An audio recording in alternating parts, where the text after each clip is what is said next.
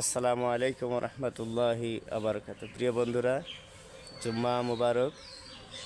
দেখতে পাচ্ছেন আম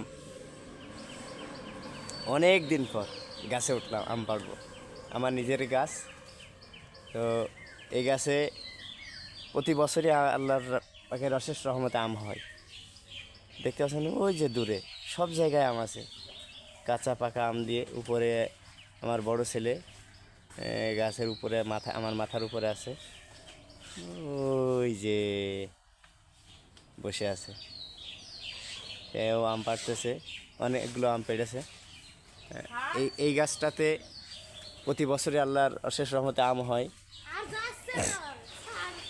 তো নিচ থেকে দুইটা ডাল আছে, উপরে এসে আরও কিছু ডাল হয়েছে।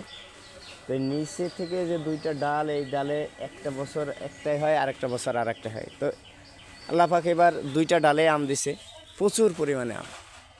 তো এই গরমে আপনারা সবাই আম বেশি বেশি খাবেন, পাকা হোক কাঁচা হোক।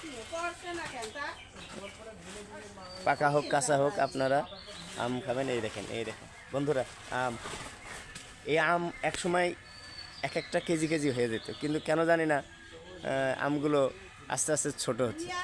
আপনাদের যদি ধারণা থাকে, জানা থাকে, বলবেন কেন আম ছোট হয়ে যাচ্ছে। তো বন্ধুরা, সবাই ভালো থাকবেন। জুম্মা মুবারক। আসসালামু আলাইকুম ওয়া রাহমাতুল্লাহ।